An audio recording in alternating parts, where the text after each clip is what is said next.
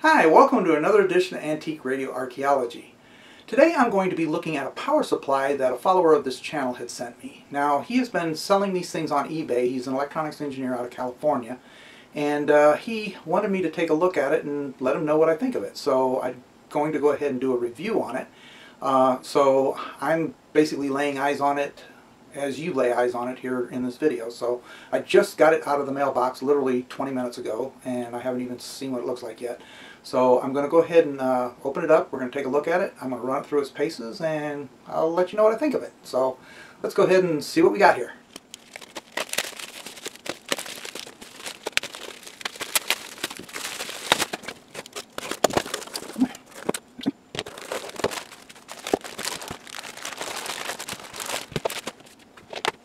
So there you have it. Universal battery eliminator. Auxiliary adjust. Nice little manual.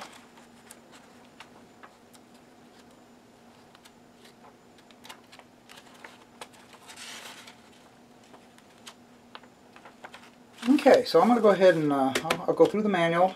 I'm going to see what we got here, and we'll go ahead and see if we can't hook it up to something and try it out.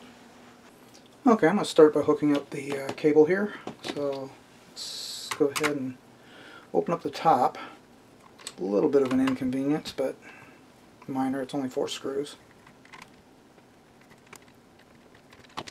Okay.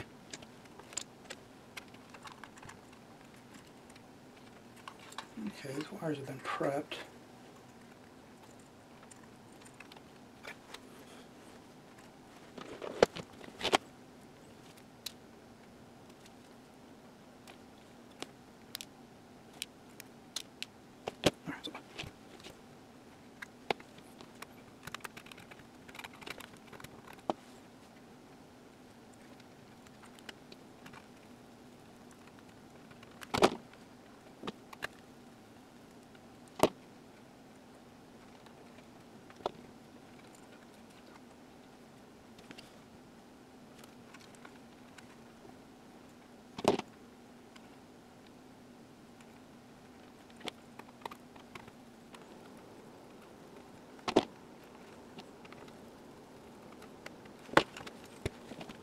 Okay, so I've got all the wires hooked up.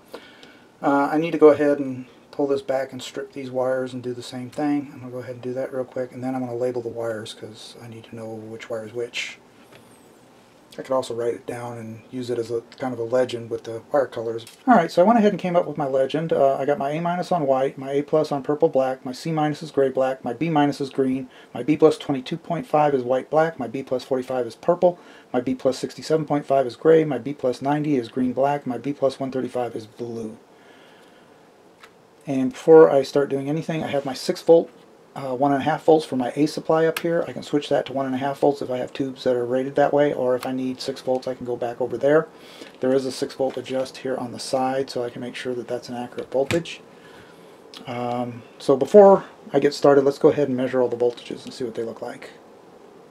So let's start off with my purple black, which is my A+, and I'm reading 6 volts. Okay. Let's go to my B-, which is green. I should read that same 6 volts, which I do. Okay. My B+ 22 is white black, which is right here. And I'm reading 28.36 because I have the 6-volt A power supply in there. So what I'm going to do now, just for reference sake, let's disconnect my A-. I'm going to connect my A+ to the minus on the multimeter. It's the purple black. Okay.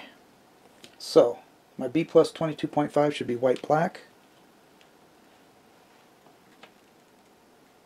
And I'm reading 22.41, which is pretty close. Okay, my B+ 45 is purple. And I'm reading 44.2. My B+ 67.5 is gray. And I'm reading 66.8. My B plus 90 is green black. And I'm reading 89.3. And my B plus 135 is blue.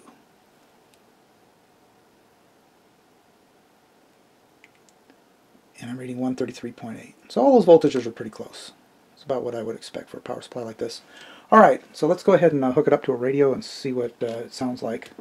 Okay, so I've tried Robert's little power supply here out on several different radios, and it's been successful on every radio I've tried it on. This is a regenerative receiver, home-built, 3-tube, doing just great. I've got my A-, my A+, my B-, B plus 22, and I have my B plus 45 all hooked up in this configuration. And as you can hear, it's doing just great.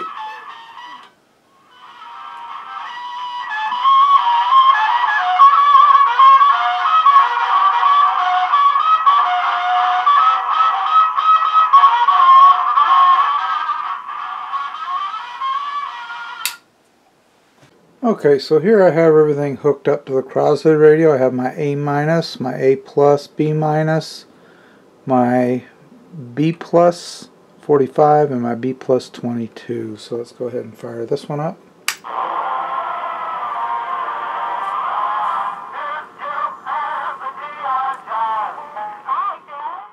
Okay, so now I've got her hooked up to a Chelsea ZR30 made for the Gimbals company. Now this particular one uses a wiring harness, so I had to use alligator clips to go ahead and tie into the harness. So let's go ahead and give this one a try. Got her on.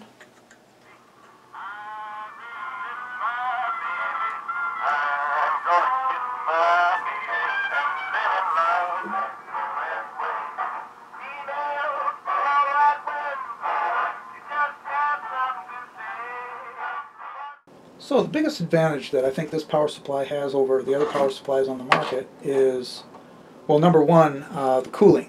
This thing remains incredibly cool during its operation, which I was really shocked at. And there's plenty of cooling on here, so if it does happen to heat up, it definitely has the ability to dissipate the heat. But here's what I really like about this. Now, granted, I wouldn't use this wiring harness if I were to hook up this radio, but if I wanted to hook up this radio,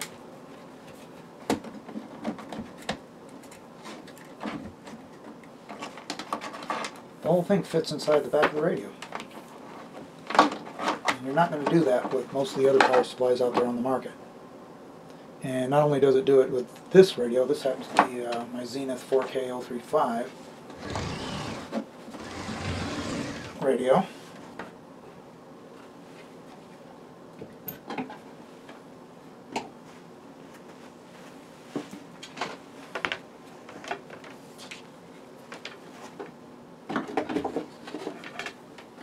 It fits very nicely.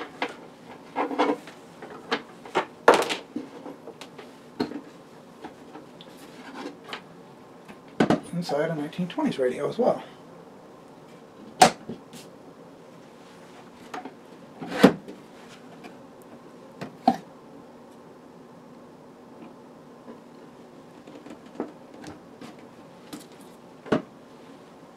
Okay, so now that we've run this power supply through its paces, let me talk to you a little bit about the guy who designed and built this thing. The man's name is Robert Lackey, and he graduated from the University of Michigan with a bachelor's in engineering, and then later on got his master's through Southern Methodist University. And he has experience at Texas Instruments, IVAC Corporation, doing medical electronics, which is a division of Eli Lilly, Brown Thermoscan. He worked with digital infrared thermometers. He actually helped design and build those. And he's done various consulting work, and he's now retired, but he loves electronics. He's a long-term collector of vintage tube-type radios, and he's had several battery sets over the years, and he's used these kludgy methods of trying to power them up, and it was frustrating him. So what he did was he decided to sit down and develop his own smaller, lighter, and more capable power supply, which this is the result, the Universal Battery Eliminator Model 2.5A-B80-C2. Which is a lot of letters and words, but it's a pretty decent little power supply. So the Universal Battery Eliminator Model 2.5A-B80-C2 is sold through eBay and through direct sales. The direct sale price, if you want to purchase one, is $150, including tax and shipping, and that's from contacting him directly at ARBE-III@AOL.com. Now, the other advantages of this particular unit is there's no 60-cycle hum, there's no fan in it, it's lightweight, it has a small form factor, which we've already demonstrated. It has high B+ output currents, 80 milliamps of 100 milliamps. It's easy to change the A supply between 6 volt and adjustable AX, which is the 1.25 to 5.5 adjustable power supply using the slide switch. It's protected against shorts to ground and between outputs. It has a boost regulator, and that allows 6 volts and 12 volts AC-DC converters, which are current limited, to adjust that current slightly. You have a 2-wire line cord, which for a lot of people that's definitely a plus. Operates with 100 to 240 volts AC, 50 to 60 cycles, so it can be used overseas. It has low standby power, so if you want to leave your radio on or leave your radio off, it's not going to sit there and have a big current draw on your house mains. It has a radio on indicator LED. It comes fully assembled. It has a user manual, a schematic, and it's low impedance on the A and B power supplies are a plus. So those are some of the things that Mr. Lackey mentions.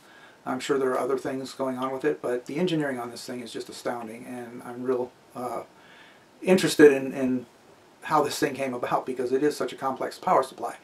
Now, as far as cost, that is one of the things that I really want to touch on, because in a prior video where I did a review on the ARBE power supply, which is comparable in price to this, we compared it to the AWA power supply, which is a circuit card you can buy and build your own.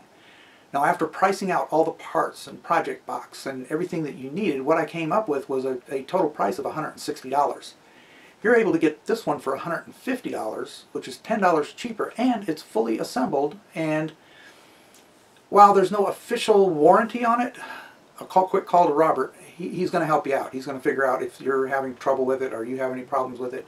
He is accessible, and you can just email him and he will get right on whatever it is you're dealing with and work it out with you. So I'm real happy with what I've got here, and look forward to using it in some of my projects going forward. So this concludes this episode of Antique Radio Archaeology. I hope you enjoyed today's video, and hope to see you again next video. Happy restorations, everybody.